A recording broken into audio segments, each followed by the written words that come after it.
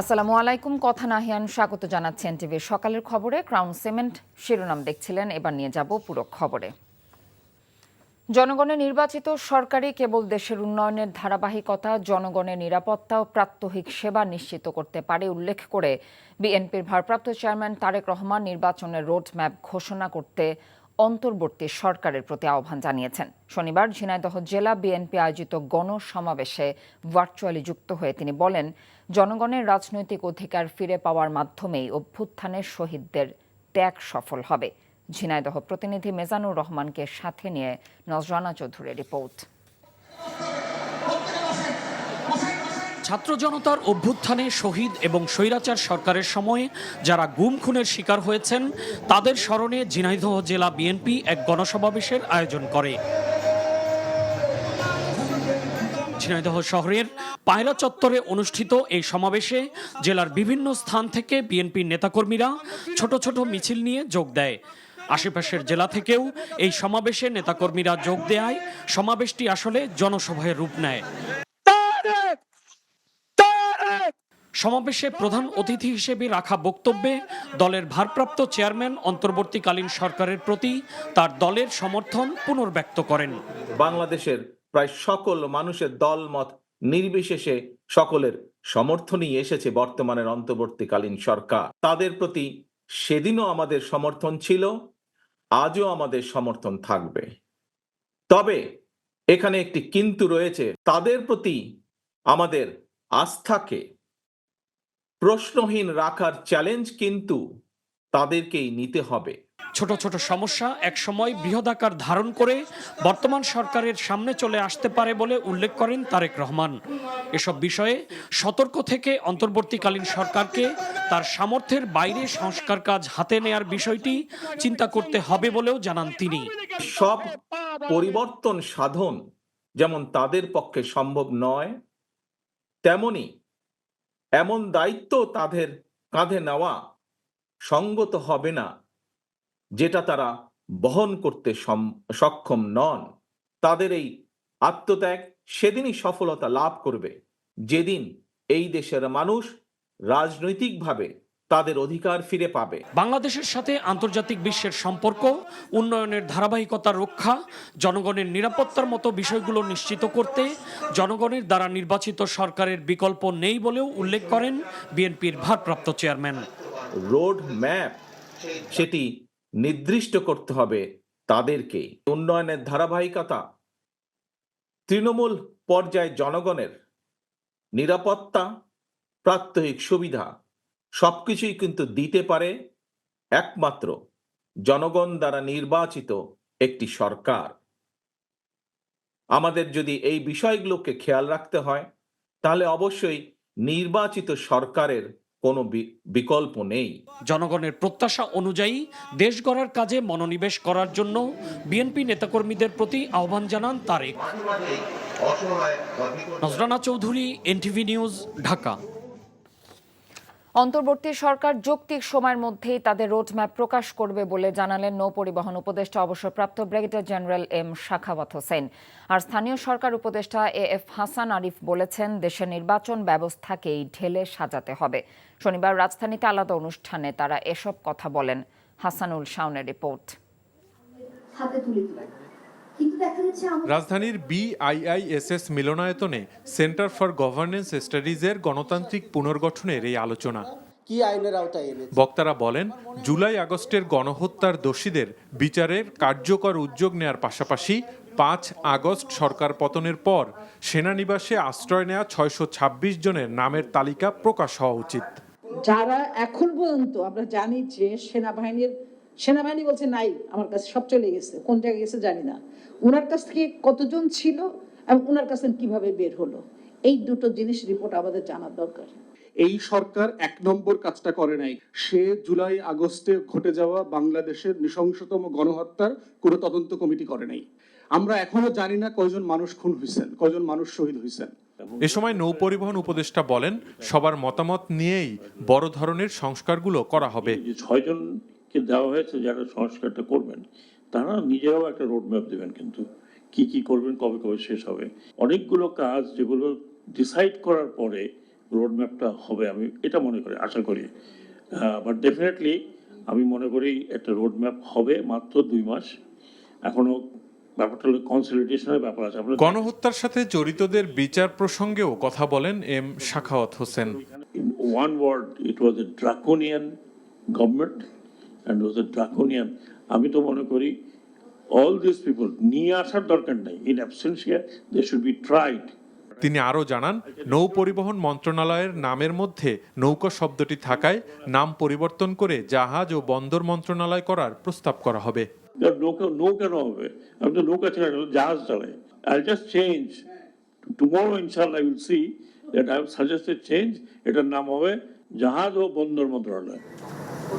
অন্যদিকে সিরডাপ মিলনায়তনে governance advocacy forum আয়োজিত সংলাপে আরেক উপদেষ্টা এএফ হাসান আরিফ বলেন, নির্বাচনকে স্বচ্ছ করতে নির্বাচন প্রক্রিয়াকেই উন্নত করতে হবে। নির্বাচন প্রক্রিয়া ঠিক করতে হবে, দলীয় কন্ট্রোল ওভার দি ইউনিয়ন পরিষদ ইলেকশন, উপজেলা ইলেকশন, জেলা পর্যায়ের যে ইলেকশন হয় সেগুলি থেকে মুক্ত করতে হবে, তবে এটা সম্ভব হবে। জনগণের প্রত্যাশা পূরণে অন্তর্বর্তীকালীন সরকারকে সংস্কার কার্যক্রম এগিয়ে নেয়ার তাগিদ দেন বক্তারা। Hasanul Shaon, NTV news, Dhaka. বৈষম্য বিরোধী ছাত্র আন্দোলনে 1581 জন শহীদের তথ্য জানিয়েছে বৈষম্য বিরোধী ছাত্র আন্দোলনের স্বাস্থ্য বিষয়ক কেন্দ্রীয় উপকমিটি। শনিবার বিকেলে টিএসসিতে সংবাদ সম্মেলনে জুলাই অগাস্টের ঘটনায় শহীদ ও আহতদের সর্বশেষ এই তথ্য জানানো হয়। সব তথ্য যাচাই করে স্বাস্থ্য মন্ত্রণালয় গঠিত কমিটির চূড়ান্ত তালিকা প্রকাশ করবে বলেও জানানো হয়েছে। রিপোর্টে আরও জানাচ্ছেন হাসান জাবেদ। জুলাই আগস্টে ছাত্র জনতার গণ অভ্যুত্থানে শহীদ ও আহতদের তালিকা প্রণয়নে বেশ কয়েকটি কমিটি কাজ করছে। তবে চূড়ান্ত তালিকা প্রকাশ করবে স্বাস্থ্য মন্ত্রণালয়ের কমিটি। বৈষম্য বিরোধী ছাত্র আন্দোলনের স্বাস্থ্য বিষয়ক উপকমিটি সংবাদ সম্মেলনে শহীদদের সর্বশেষ তথ্য জানায়। আজকের যে সংখ্যাটা আমরা শহীদদের যে তালিকাটা পেয়েছি সেটা হলো 1581। এই 1581টা আমরা প্রত্যেককে ফোন দিয়ে পেয়েছি। ডেটাটার মধ্যে ডুপ্লিকেশন যাতে আবার না হয়, কোনো মিস ইনফরমেশন না হয়, কোনো পলিটিক্যাল পার্টি বা কোনো বিজনেস মাফিয়া যাতে সুযোগ না নিতে পারে, আমরা সেদিকে সতর্ক দৃষ্টি রাখবো। এবং ডিসি অফিস থেকে যে ডেটাটা পাবলিশ হয়েছে স্বাস্থ্য মন্ত্রণালয় থেকে, সেখানেও ডুপ্লিকেশন আছে, সেগুলো নিয়ে আমরা কথা বলেছি। তারা জানান, প্রাথমিক তালিকাটি যাচাই বাছাইয়ের জন্য জেলা প্রশাসকের নেতৃত্বে গঠিত কমিটির কাছে পাঠানো হবে। যাচাইয়ের পর চূড়ান্ত তালিকা স্বাস্থ্য মন্ত্রণালয়ের কাছে জমা হবে। এখন এই পরিবারগুলো কে আওয়ামী লীগ করতো, কে হচ্ছে যে গণপিটুনিতে মরছে, কে হচ্ছে 4 তারিখে মারা গেছে ছাত্রলীগের, এই কাজটা তো আমরা এখানে বসে ভেরিফাই করতে পারবো না। 3 দিন পরে এখান থেকে 3 দিন পরে আপনি এই আপডেটটা দেখতে পারবেন যে 708 যেটা 717 গতকালকে ছিল, এই মুহূর্তে আমি জানি না ওয়েবসাইটে গেলে, সেটার একটি একটা সিগনিফিক্যান্ট প্রোগ্রেস দেখতে পারবেন ইনশাল্লাহ। আর হচ্ছে এর পরেও কিন্তু আরো যুক্ত হতে থাকবে, এই কাজটা চলমান। এখন পর্যন্ত 31,000-এর বেশি আহতদের নাম পাওয়া গেছে বলেও জানানো হয় সংবাদ সম্মেলনে। সেই তথ্যও যাচাই হচ্ছে। এর আগে গত মঙ্গলবার 708 জন শহীদের নামের তালিকা প্রকাশ করে স্বাস্থ্য মন্ত্রণালয়ের কমিটি। শহীদ ও আহতদের তথ্য জানাতে ওই কমিটির পক্ষ থেকে অনুরোধও জানানো হয়েছে। Hasan Jabed, NTV news, Dhaka. সাম্প্রতিক পরিস্থিতিতে পুলিশের সাথে সাধারণ মানুষের যে দূরত্ব সৃষ্টি হয়েছিল তা থাকবে না উল্লেখ করে ইন্সপেক্টর জেনারেল অবসরপ্রাপ্ত পুলিশ মোহাম্মদ মইনুল ইসলাম বলেছেন, পুলিশ এখন সেবার জন্য প্রস্তুত। শনিবার চট্টগ্রামে মেট্রোপলিটন পুলিশের সম্মেলন কক্ষে সাংবাদিকদের সাথে মত বিনিময়কালে এসব কথা বলেন তিনি। জনগণের আস্থা পুলিশি কার্যক্রমের মাধ্যমে ফিরিয়ে আনতে চাই, যাতে করে সত্যিকার অর্থে জনগণ পুলিশকে তাদের বন্ধু মনে করে, এবং সেই অর্থে সেইভাবে আমরা কাজ করতে চাই।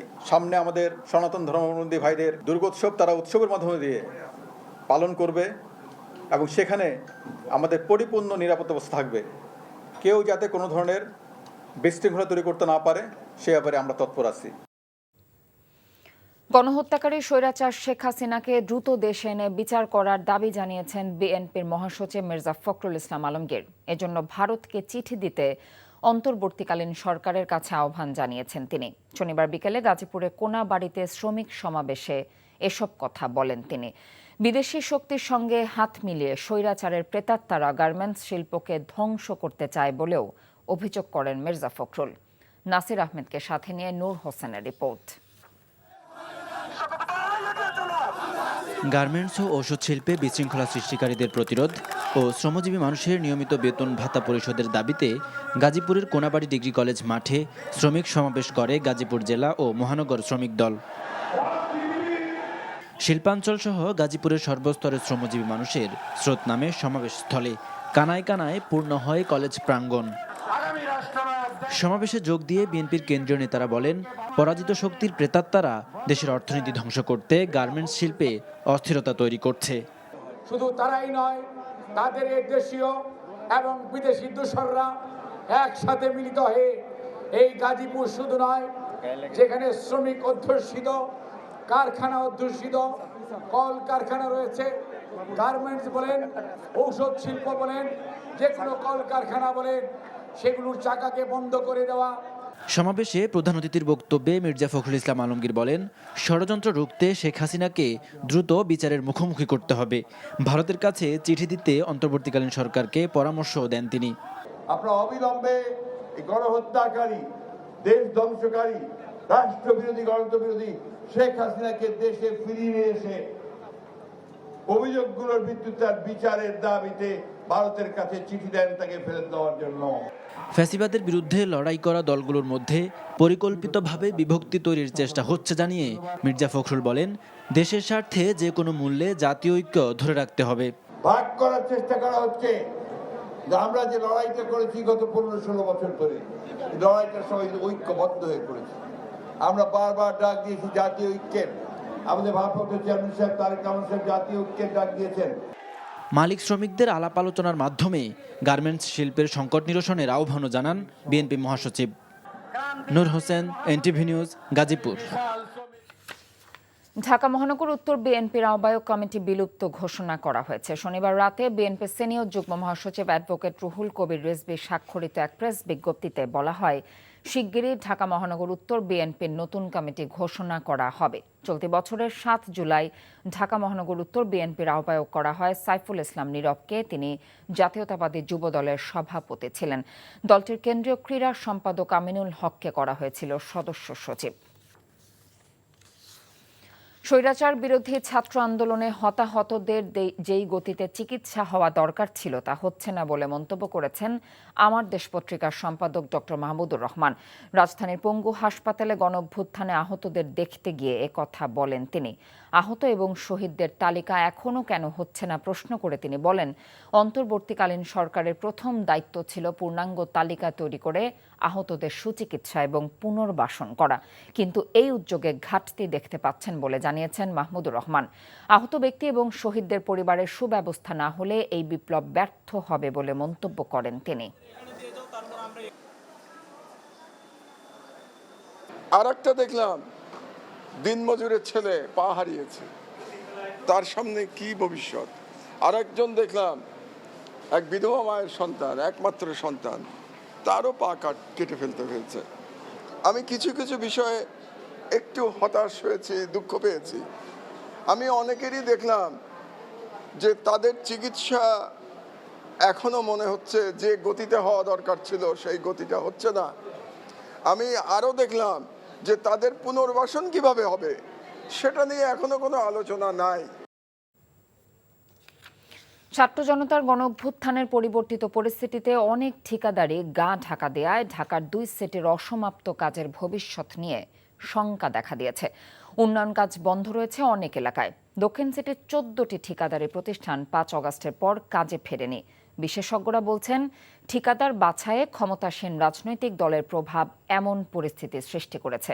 নাজিবুর রহমানের রিপোর্ট, ক্যামেরায় ছিলেন রনি রায়হান।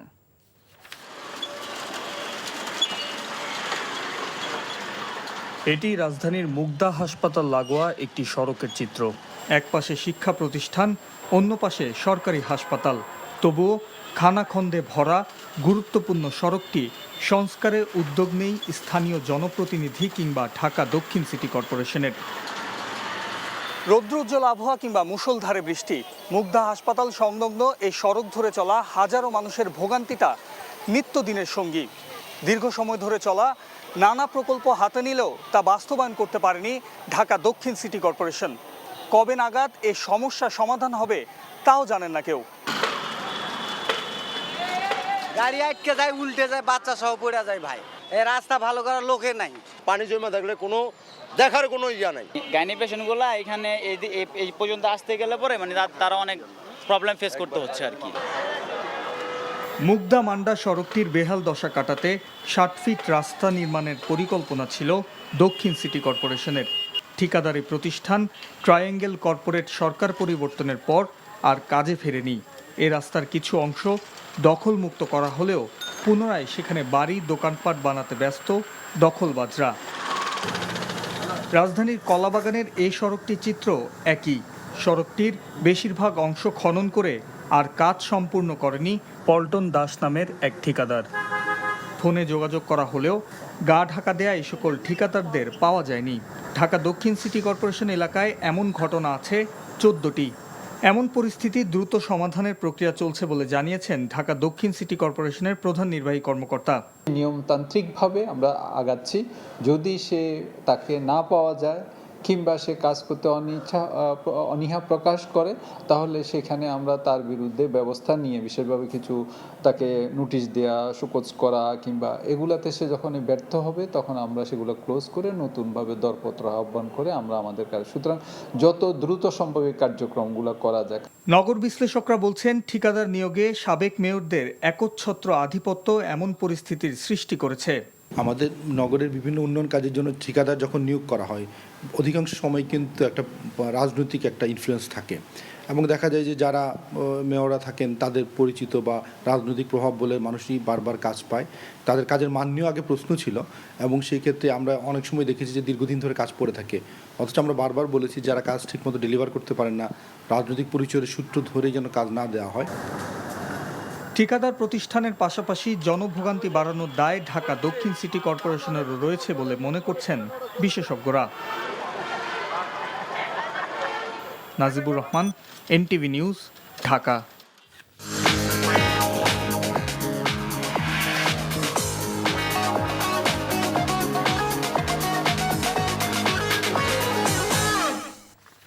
এবারে নগদ নিবেদিত অর্থনীতির খবর। বেনাপোল স্থলবন্দর দিয়ে গত দুদিনে 99 মেট্রিক টন ইলিশ রপ্তানি হয়েছে ভারতে। বেনাপোল বন্দরের উপপরিচালক রাশেদুল সজীব নাজির জানিয়েছেন, গত বৃহস্পতিবার বেনাপোল স্থলবন্দর দিয়ে 20টি ট্রাকে করে 54 মেট্রিক টন ইলিশ রপ্তানি হয়।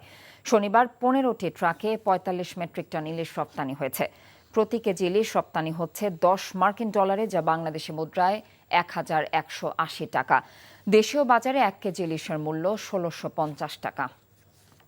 এ ছিল সকালের খবরে। এই খবরের ভিডিও সহ আপডেট জানতে ভিজিট করুন এনটিভি অনলাইন www.ntvbt.com। এছাড়াও এনটিভি জনপ্রিয় সব অনুষ্ঠান ও খবরের আপডেট জানতে ভিজিট করুন আমাদের ইউটিউব এবং ভেরিফাইড ফেসবুক পেজ। এতক্ষণ সাথে থাকার জন্য ধন্যবাদ সবাইকে।